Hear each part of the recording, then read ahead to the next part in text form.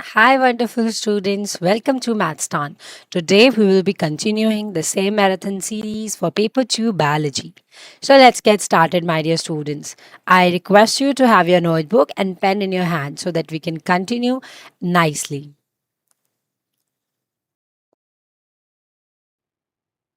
All right.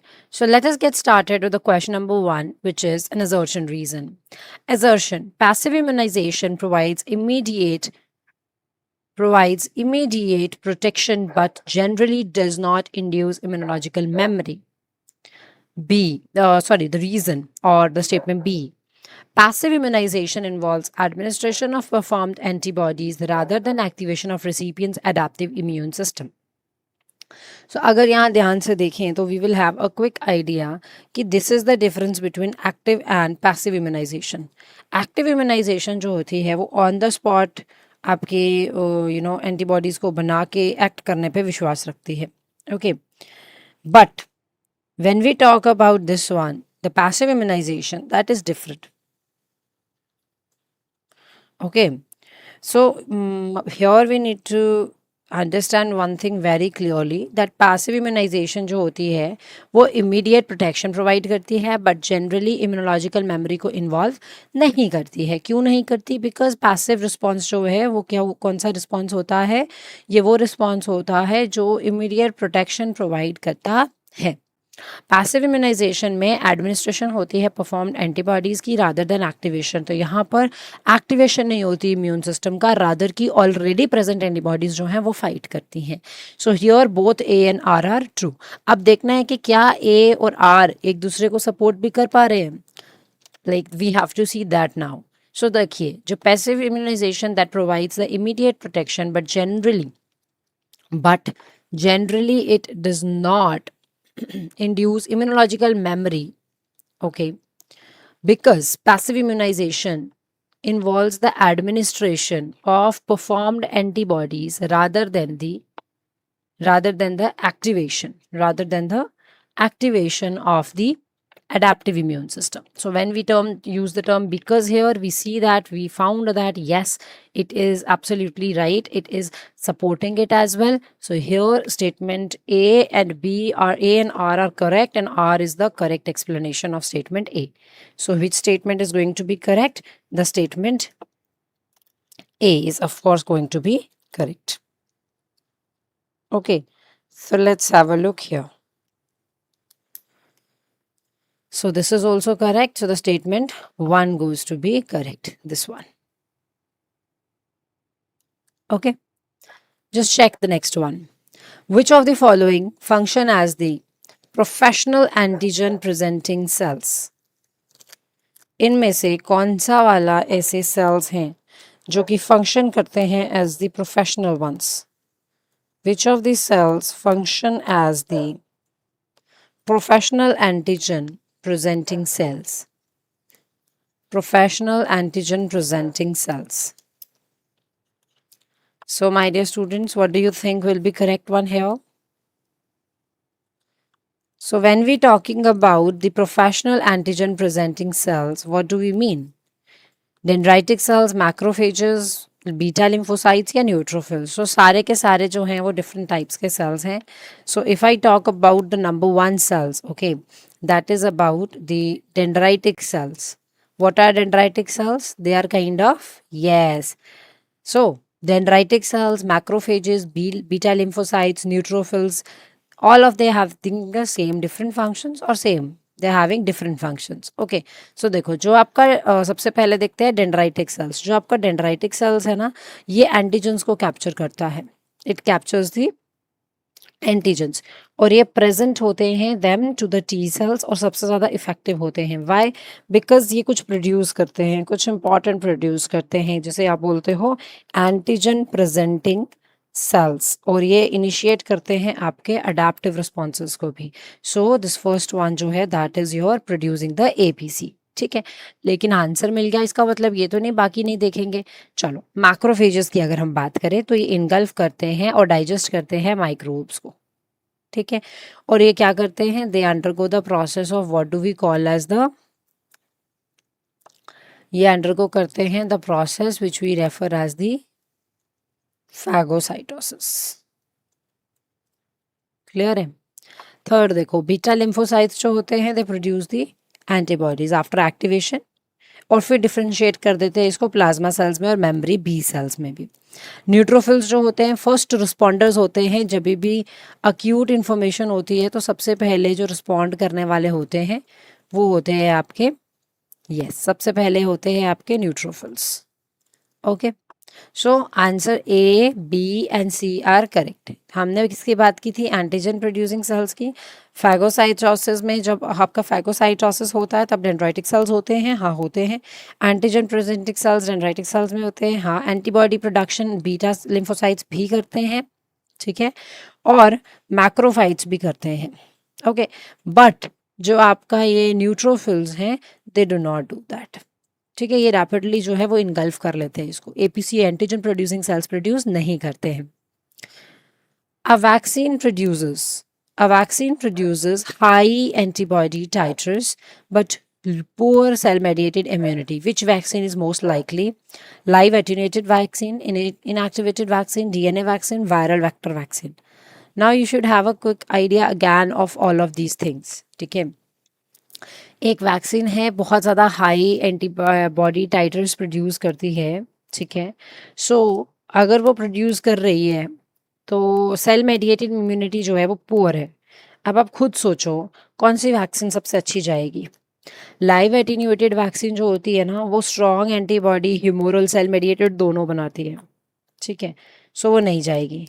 अगर मैं बात करती हूँ किसकी? डीएनए वैक्सीन की, ठीक है, तो डीएनए वैक्सीन जो आपकी है वो क्या करेगी? That will also induce the cell mediated immunity along the antibody production, ठीक है। लेकिन जो आपकी वायरल वेक्टर वैक्सीन है वो भी strong cell mediated immunity provide करेगी। तो इन तीनों में से कोई ऑप्शन तो जाता नहीं है। सो कौन सा ऑप्शन जाता है? इज द इनएक्टिवेटेड वैक्सीन, ठीक है, is the inactivated vaccine, that is your सब unit vaccine. Check the next one. Next one is live attenuated vaccines usually induce the stronger cell immunity than killed vaccines. Assertion. Reason: attenuated vaccines, attenuated organisms undergo limited replication inside the host. So let us have a look here. Live attenuated का मतलब ये होता है कि आपने किसी live organism से क्या ले लिया? हाँ, उसका स्ट्रेन ले लिया, उससे आपको वैक्सीन बना देनी होती।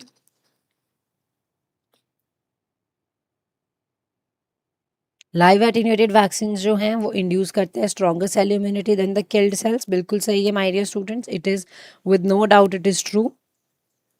एटीन्यूएटेड वैक्सीन जो होते हैं वो लिमिटेड रेप्लिकेशन करते हैं होस्ट की बॉडी के अंदर, दैट इज ऑल्सो ट्रू, ठीक है। सो अब आप इसको कंपेयर करके देखो, लाइव एटीन्यूएटेड वैक्सीन जो होती हैं, लाइव एटीन्यूएटेड वैक्सीन जो होती हैं वो यूजुअली इंड्यूस करती है stronger cell immunity than the killed vaccines because attenuated organisms में limited replication होती है inside the host.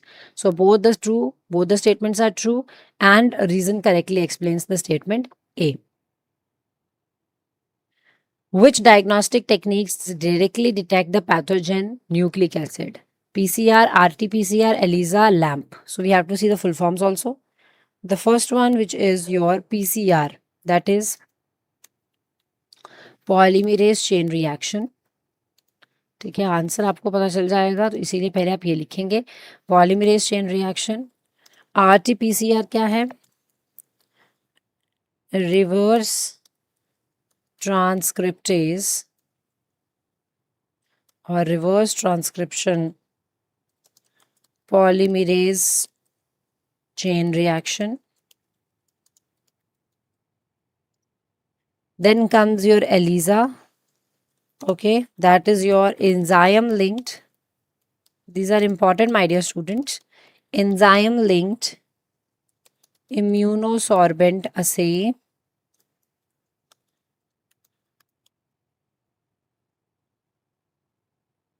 okay.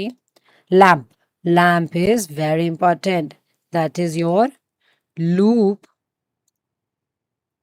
that is your loop mediated isothermal amplification, okay.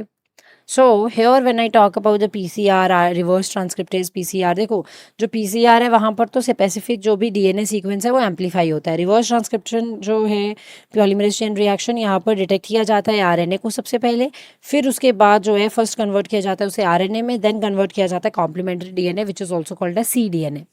Elijah जो है वो एड्स को डिटेक्ट करता है, ठीक है। और लैम्प जो है वो लूप मेडिएटेड आइसोथर्मल एम्पलीफिकेशन है, जहां पर पैथोजन डीएनए को डिटेक्ट किया जाता है या फिर आरएनए को डिटेक्ट किया जाता है when it is combined with the reverse transcription, that is RT LAMP, by amplifying the nucleic acids at a constant temperature. So what do we understand here, यहाँ हमें क्या समझ आती है, यहाँ हमें ये समझ आती है कि कौन सी टेक्निक्स जो है वो पैथोजन न्यूक्लिक एसिड को डिटेक्ट कर सकती हैं, ठीक है। ये जो होती हैं किसको करेंगी, करेक्ट आंसर आपका आ जाएगा पीसीआर। ध्यान दो मल्टीपल करेक्ट है, पीसीआर, उसके बाद रिवर्स ट्रांसक्रिप्टेज, आरटीपीसीआर, उसके बाद आता है आपका लैम्प। चलो जी, ये 3 चीजें आती हैं आपकी, ठीक है। Now monoclonal antibodies are produced by plasma cells, hybridoma cells, myelinoma cells only, or fibroblasts. We need to explain them each. Okay, first of all आता है कि monoclonal antibodies जो बनती है वो कौन बना सकता है, ठीक है। प्लाज्मा सेल्स बना सकते हैं, नहीं बना सकते हैं naturally, okay, because they can not divide indefinitely in culture, they are not use directly for large scale. ये नहीं है आपका, पहली बात तो ये क्लियर है, ये नहीं है, ठीक है। दूसरा देखो हाइब्रिडोमा सेल्स, करेक्ट आंसर है ये, हाँ, क्योंकि ये कैसे बनते हैं हाइब्रिडोमा सेल्स, हाइब्रिडोमा सेल्स हमेशा कैसे बनते हैं, जब भी फ्यूज होती है एक specific antibody, whenever a specific antibody जो है वो फ्यूज करती है, ठीक है, फ्यूजिंग अ स्पेसिफिक एंटीबॉडी जो कि प्रोड्यूस करेगी, फिर क्या प्रोड्यूस करेगी, it produces, it then produces my dear students antibiotic producing B lymphocytes बनाती है, प्लाज्मा सेल्स और माइलोमा कैंसर सेल बनाती है। तो इसको प्रोड्यूस होता है, रिजल्टिंग हाइब्रिडोमा प्रोड्यूस करता है एक specific antibody that is monoclonal antibody, और ये डिवाइड करता रहता है indefinitely due to the myeloma cells की वजह से, ठीक है। उसके अलावा अगर आप यहाँ देखो माइलोमा सेल्स, माइलोमा सेल्स जो होते हैं वो डिवाइड करते हैं इनडेफिनेटली, कर सकते हैं, लेकिन प्रॉब्लम ये है कि ये प्रोड्यूस नहीं करते एंटीबॉडीज को, तो बेशक डिवाइड करते रहे, उसका क्या करना है हमने, they must be fused with antibody producing B cells, तो वो तो करते नहीं। फाइब्रोब्लास्ट देखो, फाइब्रोब्लास्ट जो होते हैं ये कनेक्टिव टिश्यूज होते हैं, ये कोलाजन प्रोड्यूस करते हैं, वुंड हीलिंग करते हैं, इनका रोल ही नहीं है कोई भी मोनोक्लोनल एंटीबॉडीज में। Getting my point? So the correct answer with no doubt is your option number B, that is your hybridoma cells. Okay, now let's check the next one.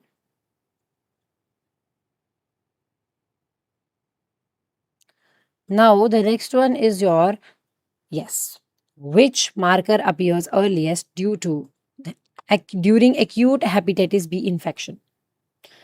देखो कौन सा वाला मार्कर है जो सबसे पहले आपको मिलता है जब एक्यूट हेपेटाइटिस बी इन्फेक्शन हो जाए, ठीक है। You have HBsAg, HBeAg, NTHBc-IgM, NTHBe, NTHAHBs, ठीक है, अलग अलग होते हैं। सबसे पहले बात करते हैं एजी की, तो एजी जो है वो सबसे अर्लीस्ट होता है, आंसर तो आपको मिल गया, लेकिन बाकी भी तो देखना है।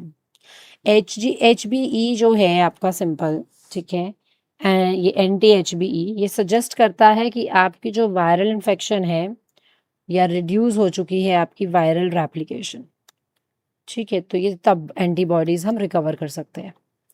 ओके माय डियर स्टूडेंट्स, अब यहाँ देखो जो आपकी ये वाली है दैट इज NTHBs, ठीक है, NTHBs एंटीबॉडी जो है वो अपीयर करती है आफ्टर रिकवरी, ये आफ्टर रिकवरी आती है, ठीक है, ये आपको पता होना चाहिए, ये रिकवरी के बाद मिलती है आपको, तो आपको पता चल जाता है रिकवरी हो गई है। NTHBc-IgG जो है वो क्या करेगी, this will be helping in somewhat your acute infection and the window period में अपीयर होती है, it's a hallmark. So the earliest which appears in hepatitis B infection is HBsAg is the earliest form. Let's have a look at the next one, an important question again.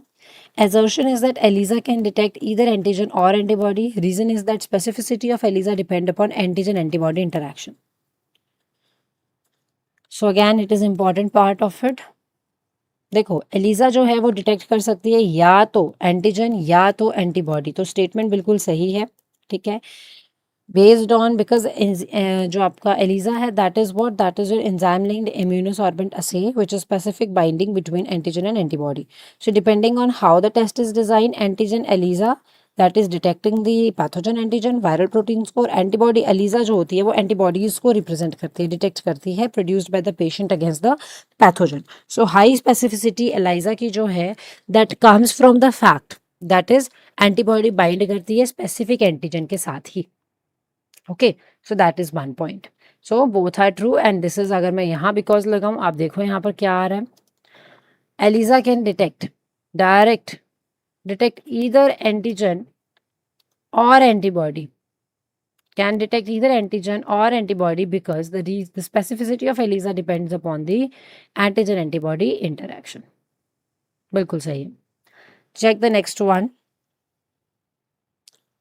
Next is your adjuvants enhance the vaccine efficiency by increasing the antigen presentation, stimulating innate immunity, producing memory cells directly, increasing the cytokine secretion. So every point is here important. Okay. So सबसे पहले आता है कि adjuvants क्या करते हैं, क्या vaccine की एफिशिएंसी को बढ़ा देते हैं वो, ठीक है. तो इन जो आपके एडजुवेंट्स होते हैं विद नो डाउट वो एफिशिएंसी को तो इंक्रीज करते ही हैं, ठीक है. जो है एंटीजन की प्रेजेंटेशन उसको इंक्रीज करते हैं, ठीक है.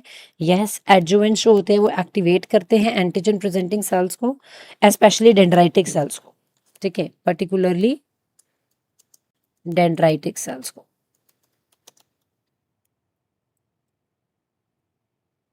Then stimulating the innate immunity, क्या ये इम्यूनिटी को स्टिमुलेट करते हैं और वो भी इनेट इम्यूनिटी को. तो my dear students that is also correct. This is one of the primary function of the adjuvants. ये इनेट इम्यून रिस्पॉन्सेज रिसेप्टर्स को इनिशिएट करते हैं.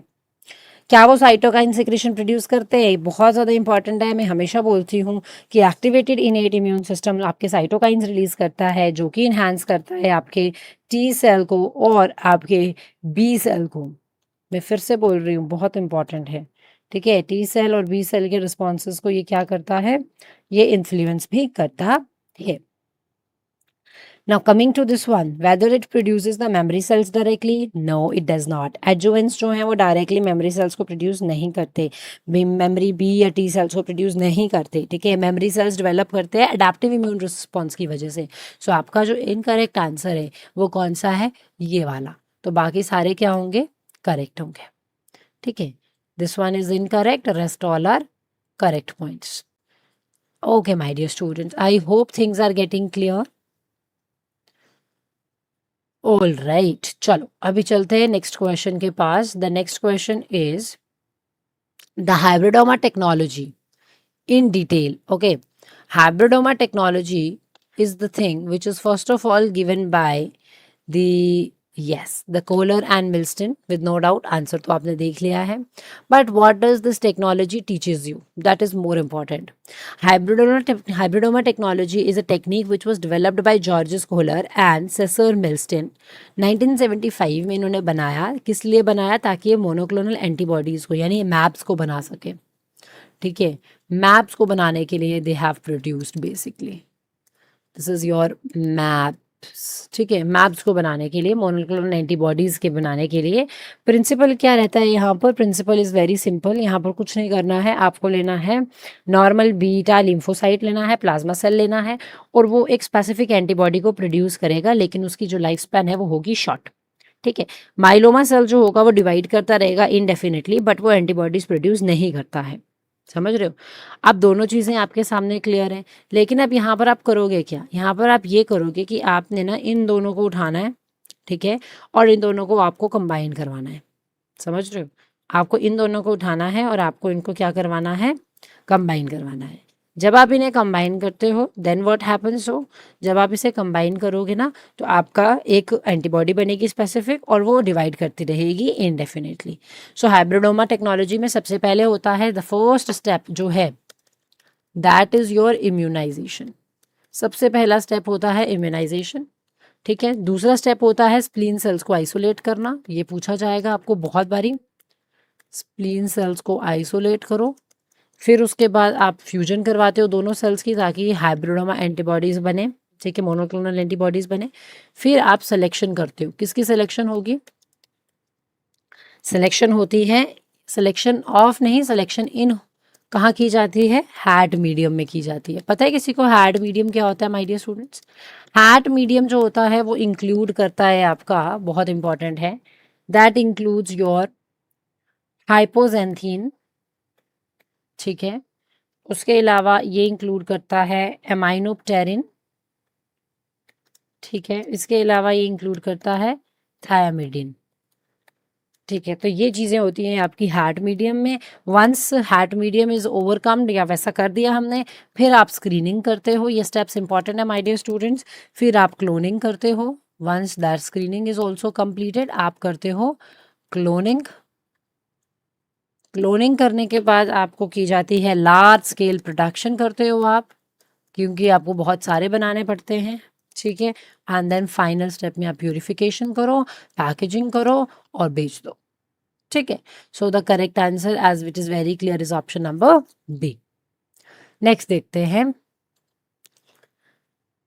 Which hormone combination generally promotes the shoot generation. तो ये question मैंने आपको किसी और फॉर्म में पहले बताया था, तो अगर आप बहुत केयरफुल हो और आप बहुत अच्छे से चीज़ें कर रहे हो तो आपको याद होना चाहिए। For what reasons I told you this one. Very good.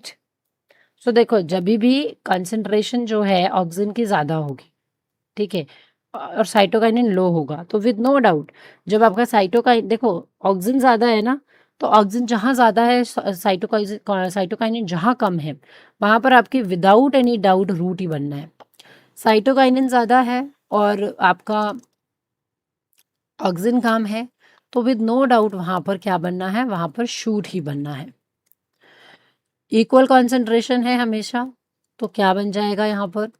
Callus बन जाएगा, अनडिफरेंशिएटेड सेल्स का मास बन जाएगा, ठीक है। So that means the correct answer for the shoot generation is option number B. I hope this much is clear. Okay, now let's have a look here with the next one. That is, soma clonal variation is useful for disease resistance, stress tolerance, yield improvement, or production of genetically identical plants only. That is your GMO plants. ठीक है, तो अब आप बताओ कि कौन सा use होगा यहाँ पर। Very good, very good,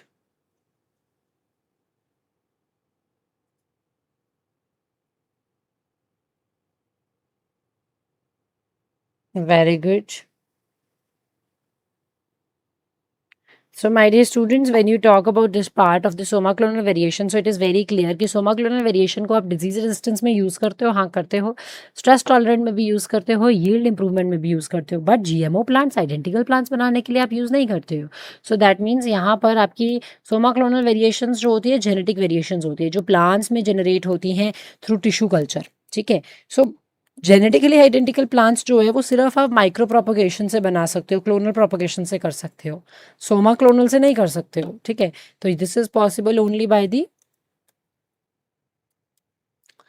clonal propagation, not by the Soma clonal.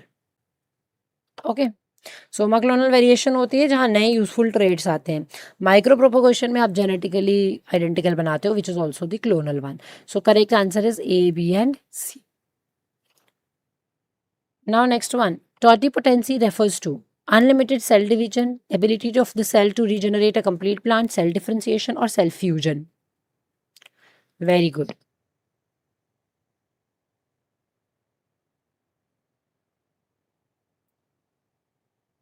टॉटिपोटेंसी एक ऐसी फीचर है जहां पर सेल जो है वो मतलब अंधाधुंध डिवाइड कर सकता है। सेल जो है वो एक कंप्लीट कंप्लीट प्लांट रीजनरेट कर सकता है। टॉटिपोटेंसी वो कैपेसिटी होती है, किसी भी सेल से आपने एक पूरा नया प्लांट रीजनरेट कर दिया, दैट इज टॉटिपोटेंसी।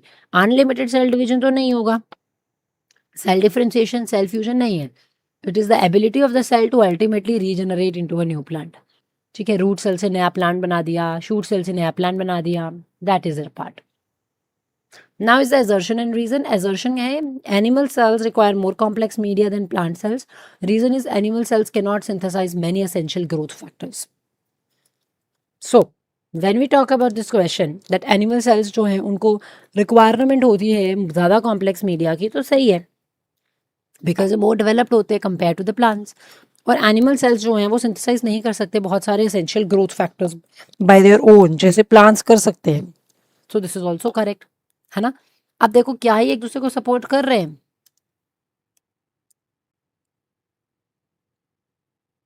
देखो, एनिमल सेल्स को ज़्यादा कॉम्प्लेक्स मीडिया चाहिए होता है then the plant cell, because animal cells can not synthesize बहुत सारे essential growth factors.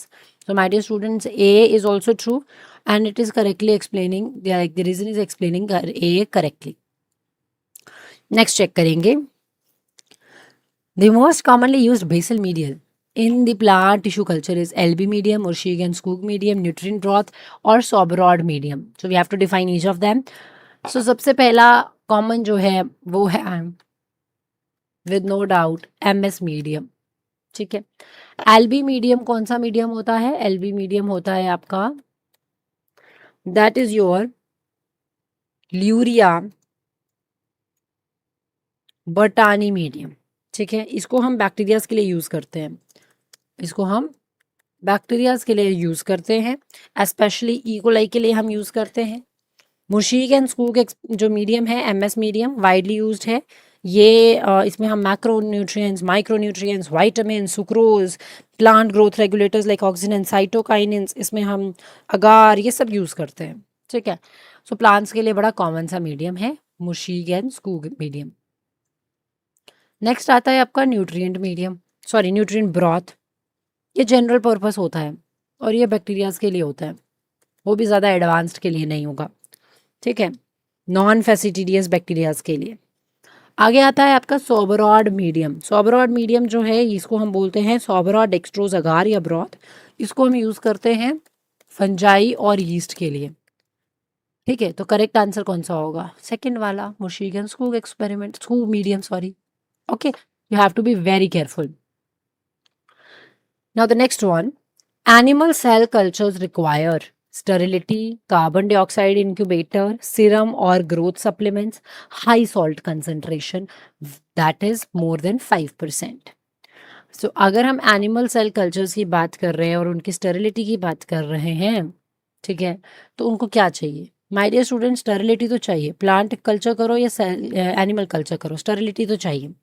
Carbon dioxide incubator चाहिए, बिल्कुल चाहिए, क्योंकि आपको एनिमल सेल्स को इंक्यूबेट करना है 37 डिग्री सेल्सियस में, इंक्यूबेटर में करना पड़ेगा, ठीक है। तो दैट इज ऑल्सो देयर, ये भी तो है। सीरम और ग्रोथ सप्लीमेंट्स चाहिए, बिल्कुल चाहिए एनिमल सेल्स को। फीटल बोवाइन सीरम चाहिए, सीरम फ्री ग्रोथ सप्लीमेंट्स चाहिए। हाई सॉल्ट कंसंट्रेशन चाहिए? नहीं। अगर एनिमल सेल कल्चर मीडिया में ज़्यादा सॉल्ट हो जाएगा close to physiological levels, that is 0.9% NaCl equivalent, that is okay, but 5% से ज़्यादा नहीं चाहिए हमें। सो ये स्टेटमेंट आपकी क्या है? इनकरेक्ट है। बाकी सारी तीनों की तीनों स्टेटमेंट्स जो हैं आपकी क्या है? करेक्ट है। I hope this much is clear. Now let's have a look at the next part, my dear students.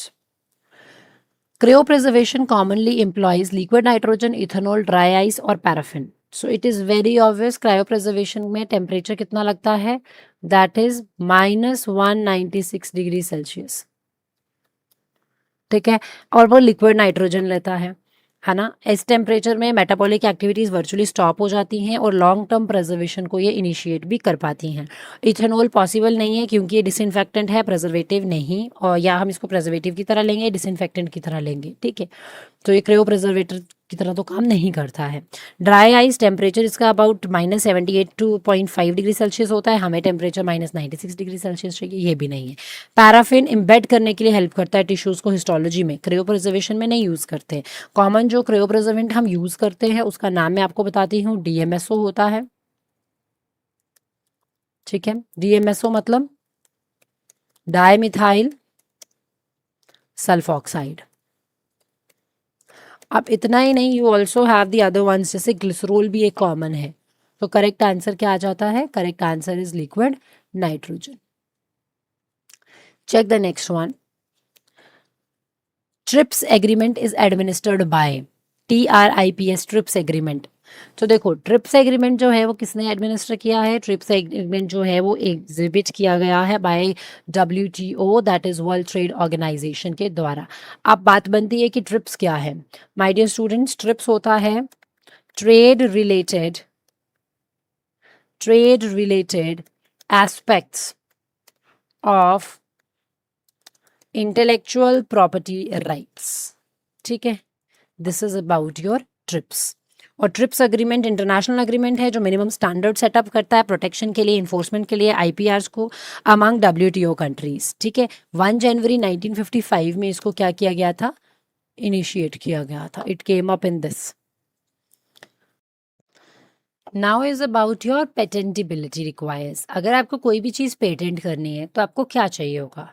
आपको नोवेल्टी चाहिए, आपको इन्वेंटिव स्टेप चाहिए, या फिर आपको इंडस्ट्रियल एप्लीकेशन चाहिए, या फिर आपको पब्लिकेशन चाहिए before filing.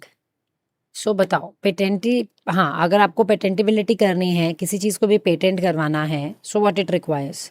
Therefore patentability requires novelty, inventive step, industrial applicability, or publication before filing. So, very interested ones. Novelty is requiring the invention must be new and not previously disclosed anywhere. So, the first statement is correct. Second, inventive step. The invention should not be the obvious to the person skilled in a relevant field. जरूरी नहीं है कि वही करे जो उस field में है।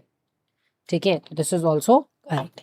इंडस्ट्रियल एप्लीकेबिलिटी, बिल्कुल इंडस्ट्रियल एप्लीकेबिलिटी होनी चाहिए, यूटिलिटी होनी चाहिए, must be capable to be made use in the industry, तभी उसका हम पेटेंट करवा सकते हैं, otherwise what is the fun of having that. Publication before filing. My dear students, before filing publication मिल सकती है? नहीं। जनरल में public disclosure before filing a patent application destroys the novelty and they may lead to what? The invention up unpatentable, right? Except in few countries with limited grace period. So that is your correct. A, B, and C are the correct options. Now let's have a look here with the next one. That is plant variety protection primarily safeguards copyright, new plant varieties, trade secrets, industrial design. Very good. Very good.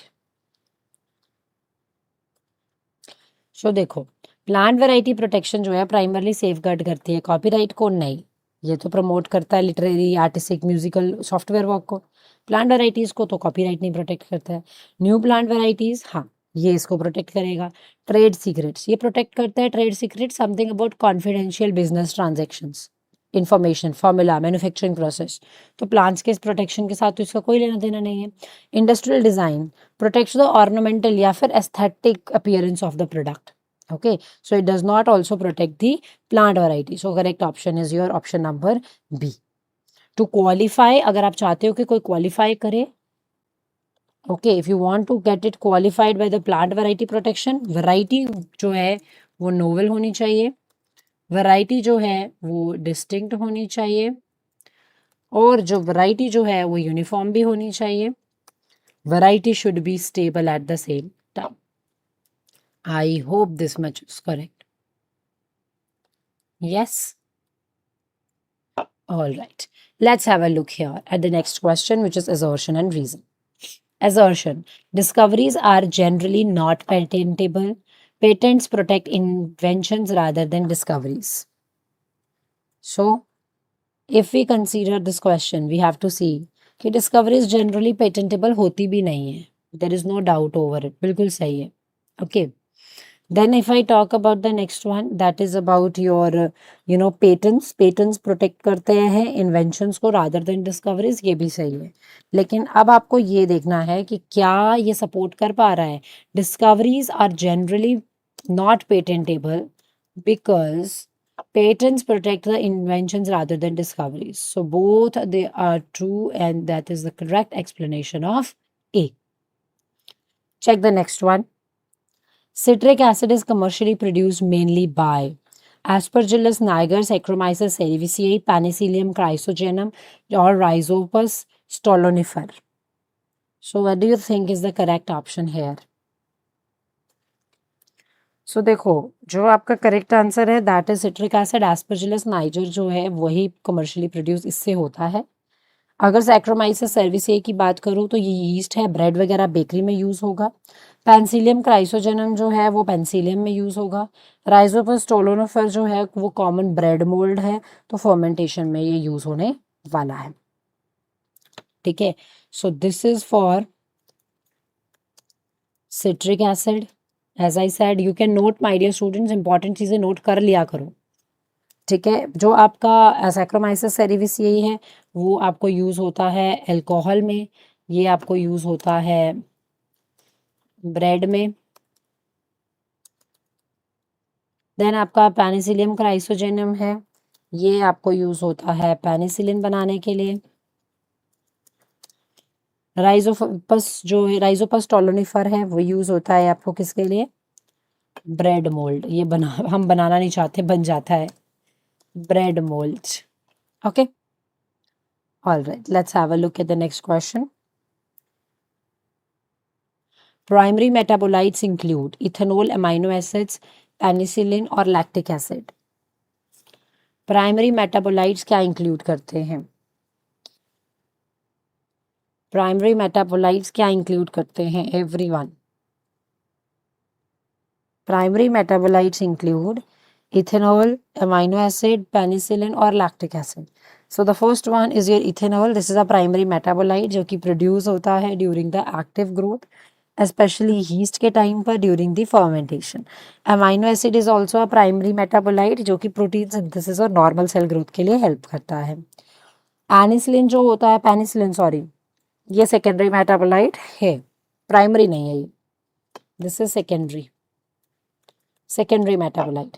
Lactic acid primary metabolite है। सो ए, B and D are the correct options.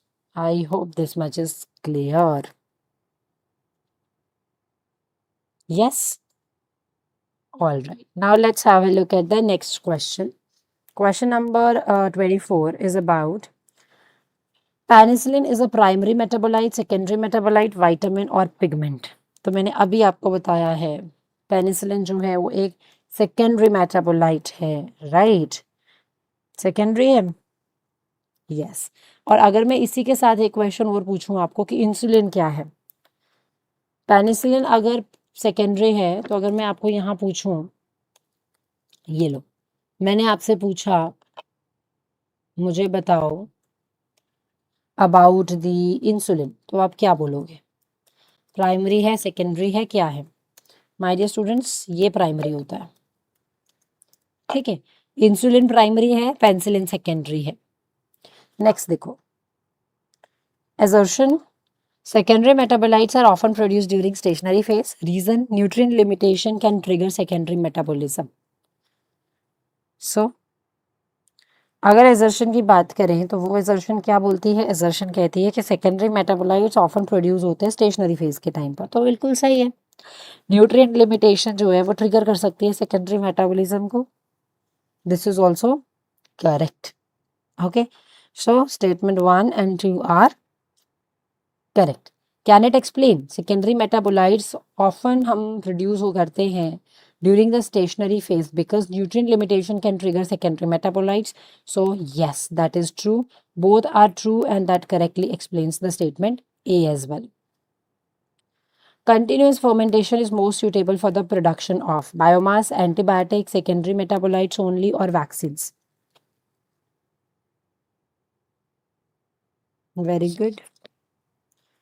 Continuous fermentation is most suitable for the production of, my dear students, most antibiotics are produced by secondary metabolites produced mainly through stationary phase. तो batch fermentation prefer करते हैं उसके लिए हम, ठीक है। Antibiotics है तो इसके लिए बैच फर्मेंटेशन लगती है। सेकेंडरी मेटाबोलाइट्स है, they are usually produced in stationary phase, not the continuous explanation, तो ये भी जो है ये भी बैच करेगा। वैक्सीन जो हैं वो type of vaccine generally the best answer to the question is not because these depending upon the type of vaccine कौन सी है। So it depends highly on, it depends on type, okay, type of vaccine पे ये depend करता है। Biomass जो है वो आपका एक इकलौता एक ऐसा सिस्टम है where you will say that the continuous fermentation is ideal for producing the large amount of microbial cells. So biomass is the correct option. Check the next one. Which are upstream processing steps? Strain improvement, media preparation, fermentation और chromatography. इनमें से कौन से ऐसा मतलब method है, step है जो अपस्ट्रीमिंग में इन्वॉल्व होता है? स्ट्रेन इम्प्रूवमेंट है, बिल्कुल है, डेवलपिंग हाईली यील्डिंग से माइक्रोबियल स्ट्रेन्स. मीडिया प्रेपरेशन है, preparing the nutrient medium for microbial growth, right? Fermentation है, cultivating microorganisms in bioreactor to produce desired product.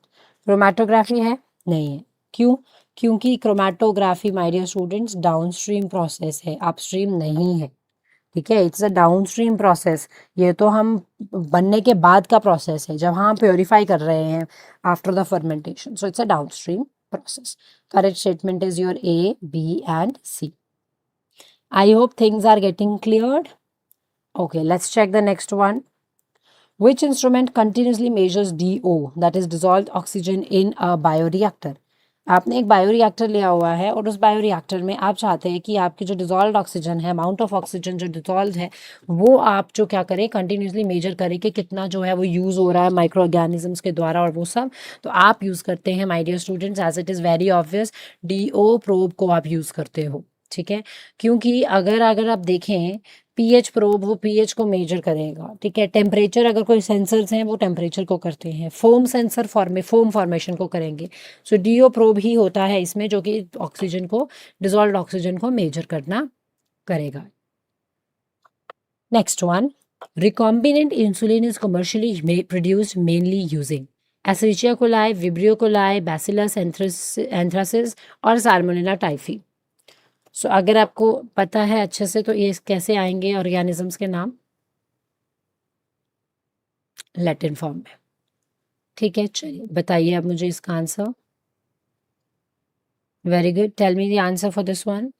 My dear students, again it is obvious thing to tell you, that is your Escherichia coli, which is the correct. One of the first microorganism जो use किया गया था recombinant insulin, human insulin बनाने के लिए genetic engineering करके, that was E coli. क्योंकि जो आपका विब्रियो कोलाई है ना, ये रिकॉम्बिनेंट इंसुलिन के लिए यूज़ नहीं होगा. It's not the standard one. Anthracis जो है, बैसिलस एंथ्रासिस, ये तो बीमारी कॉज कर रहा है, ये तो एंथ्रैक्स कॉज करता है. ठीक है, it causes your anthrax and cattles and all. Then salmonella typhoid, ये तो टाइफाइड कर लेगा. तो आप क्या करोगे? ये टाइफाइड वाला है. ठीक है, so the correct and the most suitable answer is E coli, that is Escherichia coli. Check next one.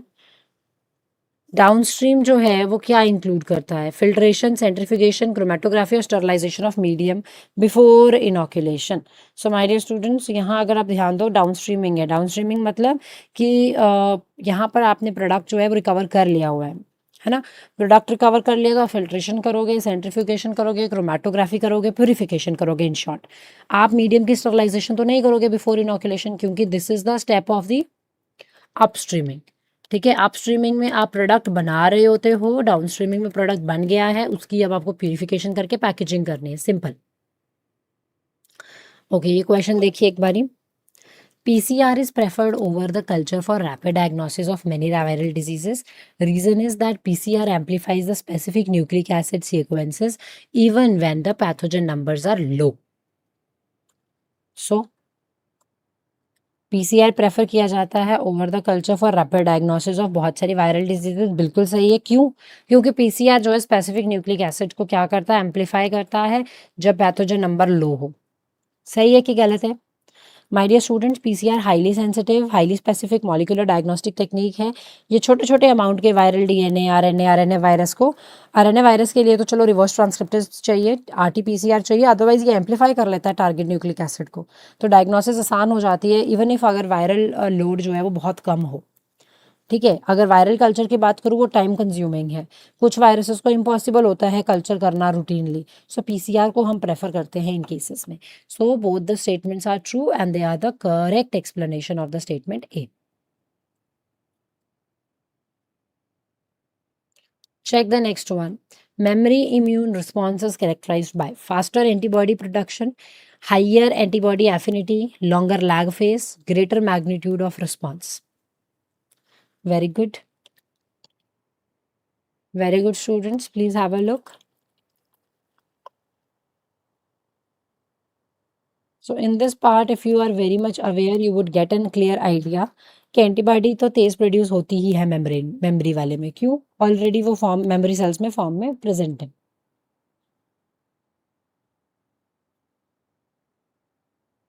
Antibody के लिए एफिनिटी भी जो होती है वो क्या होती है?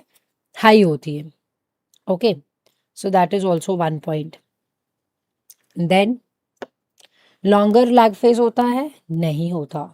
लैग फेज यहाँ पर कैसा होता है? Lag phase is shorter. Okay, lag phase जो होता है वो क्या होता है? शॉर्टर होता है।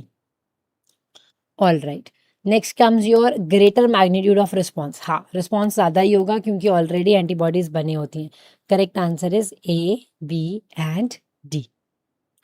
Check the next one. कौन सा इम्यूनोग्लोबुलिन है जो कि पास करता है, क्रॉस करता है प्लेसेंटा को? प्लेसेंटा को कौन क्रॉस कर सकता है? शाबाश माय डियर स्टूडेंट्स, प्लेसेंटा को कौन क्रॉस कर सकता है?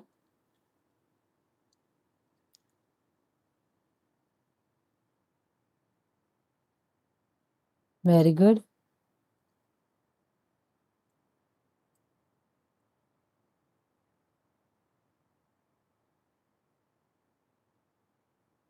Very good my dear students, tell me.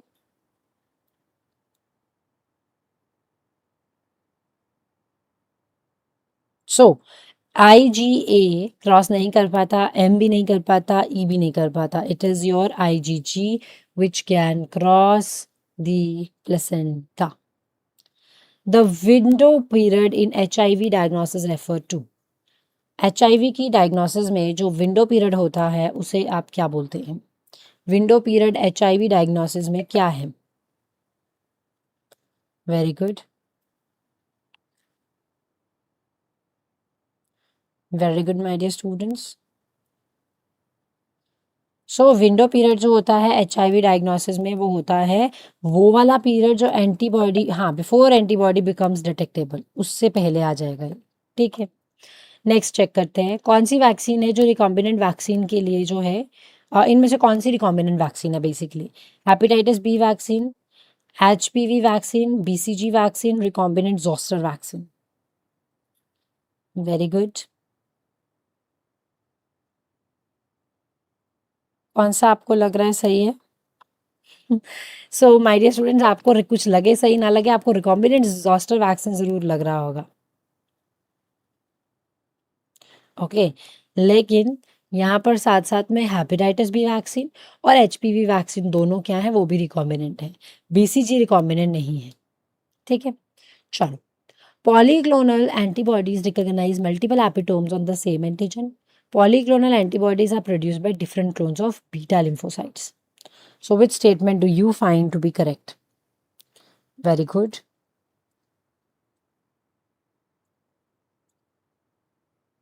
Very good. What it has to be?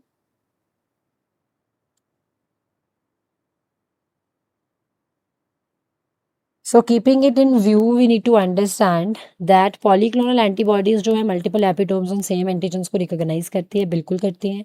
अब आप यहाँ पर एक term use करके देखो because and then you will get an idea, क्योंकि polyclonal antibodies जो है वो different clones of beta lymphocytes produce करते हैं। So correct answer क्या आ जाता है? A, both A and R are true and R is the correct explanation of A। इनमें से कौन सी एग्जाम्पल्स हैं पैसिव इम्यूनाइजेशन की? मैटरनल IgG का ट्रांसफर होना प्लेसेंटा से, ये तो होता ही है। ठीक है, administration of tetanus immunoglobulin, BCG vaccination, rabies immunoglobulin after animal bite. Passive immunization my dear students, tell me what it would B.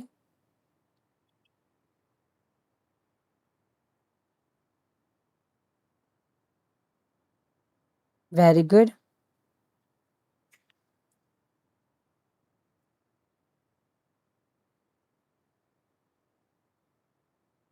So here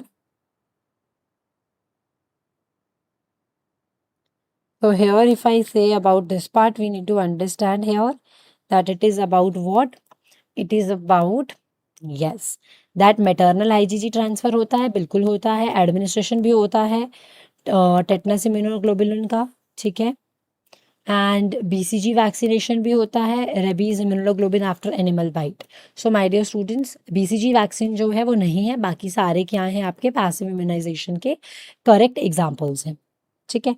so for now we will keep this much, but please remember कि आपको things को revise करते रहना है. You have to keep on revising things very nicely because ultimately they are going to help you in the exams coming up.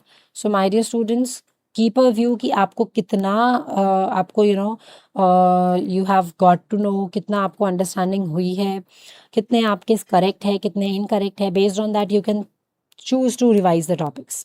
Okay, so my dear students, it's a very important you students have a quick idea about all of this.